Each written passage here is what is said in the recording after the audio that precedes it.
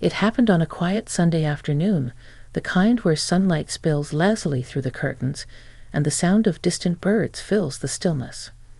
I was in the kitchen, humming to myself as I brewed tea, when I heard the soft knock on the door. It wasn't hurried or loud, just a gentle tap-tap that felt almost hesitant.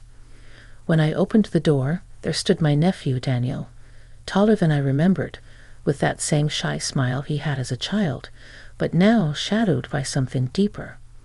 His eyes met mine, and I could tell immediately that this visit wasn't about casual family catching up.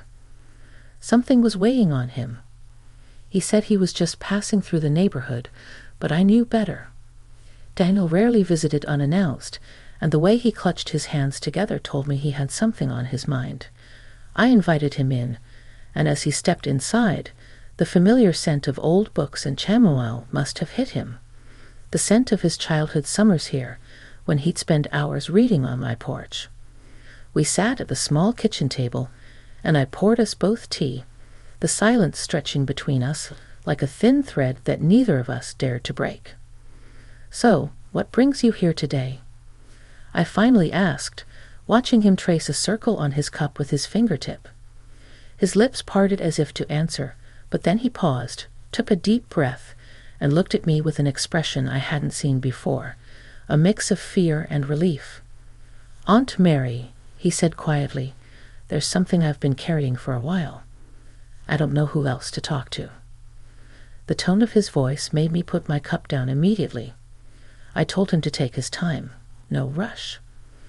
Outside, the wind rustled the trees, and the sound of leaves brushing against the window filled the silence that followed. He looked down for a long moment before finally meeting my eyes again.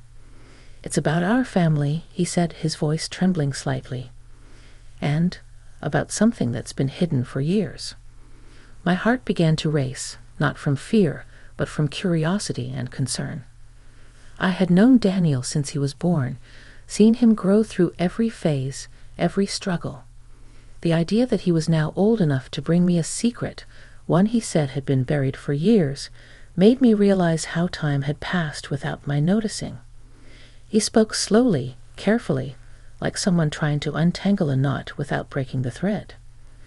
As he began to speak, I noticed the small details, the way his hands trembled slightly, the way his eyes darted toward the window as if searching for courage. He told me about a letter he'd found while helping his mother, my sister, clean up their old attic. It was addressed to me, written decades ago, but never sent. When he said that, I froze. My sister and I had gone through years of silence after a misunderstanding that neither of us had the heart to mend. I had long accepted that some things in life remain unresolved, but hearing about a letter, one that had never reached me, brought back a flood of emotions I thought I'd buried long ago. Daniel continued softly, saying he had read it by accident before realizing who it was meant for. The letter, he explained, wasn't just an apology, it was a confession. My sister had written about something that happened when we were both young, something she said she'd never had the courage to tell me face to face. I sat there, my chest tightening, listening as Daniel described the guilt she had carried for years, and how she had planned to finally give me the letter but never found the right moment. I didn't interrupt him once. I could see how much it took for him to bring this to me, the nervous glances, the way his voice faltered. But I also saw something else, the love of a nephew who cared enough to mend what his mother couldn't. When he finally stopped talking, the room felt different, heavier yet somehow clearer. I looked at him, unsure of what to say, feeling a mixture of sadness, gratitude, and disbelief. For a long moment, I didn't speak. I just listened to the quiet hum of the clock on the wall, each tick a reminder that some moments in life can't be undone, only understood. I reached across the table, placed my hand over his, and said softly, "Thank you for telling me, Daniel. You did the right thing." His eyes watered, and I could tell he'd been afraid I might be angry. But how could I be? It wasn't his fault. It was life, messy, unpredictable, and often late in revealing its truths. He smiled faintly, the tension in his shoulders easing. I told him I wanted to read the letter when I was ready, not today, not while my hands still trembled from the surprise. He nodded, understanding perfectly. As he left later that evening, I stood by the window and watched him walk down the path, the orange sunset painting his shadow long across the grass. Something inside me shifted, not broken, but awakening. I knew this was only the beginning of what his visit would unravel. The next morning I woke up earlier than usual. The house felt unusually still, as if it too was holding its breath after what had happened the day before. Daniel's words echoed in my mind, especially the part about the letter. I kept replaying them. She wrote it to you but never sent it. The thought that my sister had once sat somewhere, pen in hand, struggling to put her heart into words meant for me, filled me with both warmth and sadness. After breakfast, I found myself sitting by the living room window with a cup of coffee growing cold in my hands. Outside, the sky was pale and soft, the kind of morning that made you want to sit still and think. The letter was in my purse.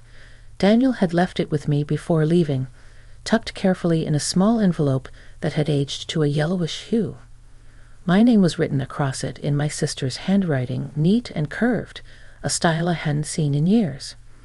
Just looking at it brought back memories of our childhood, of late-night talks and shared secrets, and of the distance that later grew between us like a wall we both pretended not to see. For a long time, I couldn't open it. I just stared at the envelope, feeling the weight of it, not in grams but in years. Finally, with a slow breath, I slid my finger under the flap and unfolded the fragile paper. The scent of dust and faint perfume escaped, and I could almost imagine her sitting at her old oak desk, writing in the dim light of her lamp. Her words began gently.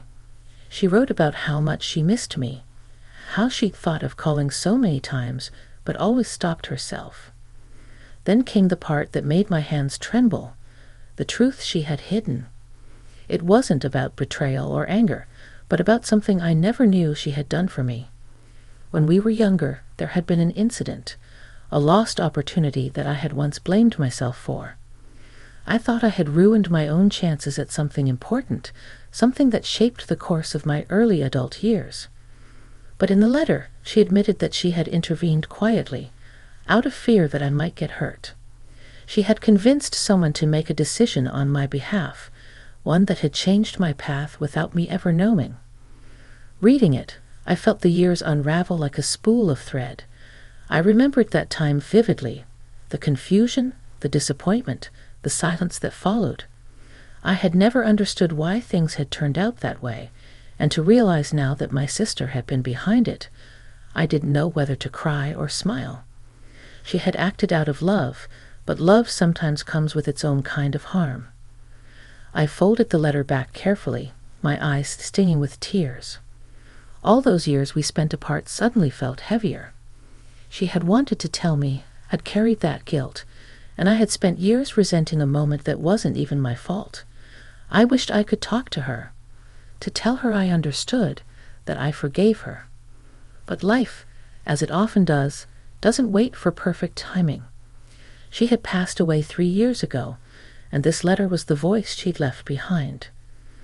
I sat in silence for a long while, watching the light shift on the floor. The grief I felt wasn't sharp anymore. It was soft, like a bruise that finally began to fade. I realized that Daniel had done something incredible by bringing me this.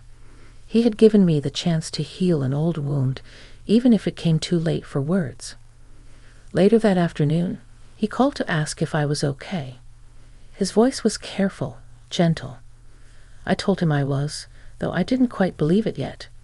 "You did something very kind, Daniel," I said. "You brought peace to a part of my life that I didn't even know still hurt." He was quiet for a moment before saying, "I think she wanted you to know, Aunt Mary. I think she never stopped loving you." His words hung in the air long after we hung up. I looked out the window again. The same path he had walked down yesterday, now glowing under the late sunlight. For the first time in a long time, I felt a strange kind of peace, the kind that comes when truth finally finds its way home. But deep down, I also knew there was more. Daniel had hesitated yesterday. There was something he hadn't said, something that still lingered behind his careful eyes. And I could feel that his visit wasn't just about the letter.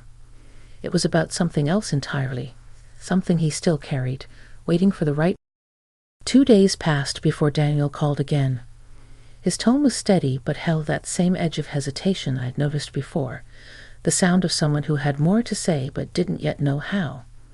He asked if he could come by in the evening, and I said yes without a second thought. There was something unfinished between us, something beyond the letter. And though I didn't know what it was, I was ready to listen. The house felt different that evening, quieter, softer, as if it was waiting too. I set out 2 cups on the table, just like before, and warmed a kettle of tea. The golden light from the lamps fell across the wooden floor, and in the fading glow of the sunset, I could see the faint dust motes swirling lazily in the air. When Daniel arrived, his face was pale from the chill outside, but his eyes looked determined. He carried a small box in his hands, and for a moment I thought it might contain something else from the attic. We sat down, and he placed the box between us. "Before I give you this," he said softly, "I need to tell you something. Something I haven't told anyone else." I could see his throat tighten as he spoke, and I leaned forward, silently encouraging him to continue. He told me that after finding the letter, he couldn't stop thinking about family, about the things we hide, and the way silence travels across generations like a shadow.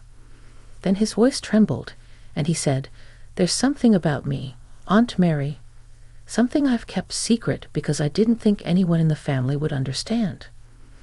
I reached out and touched his hand lightly. "You can tell me," I said.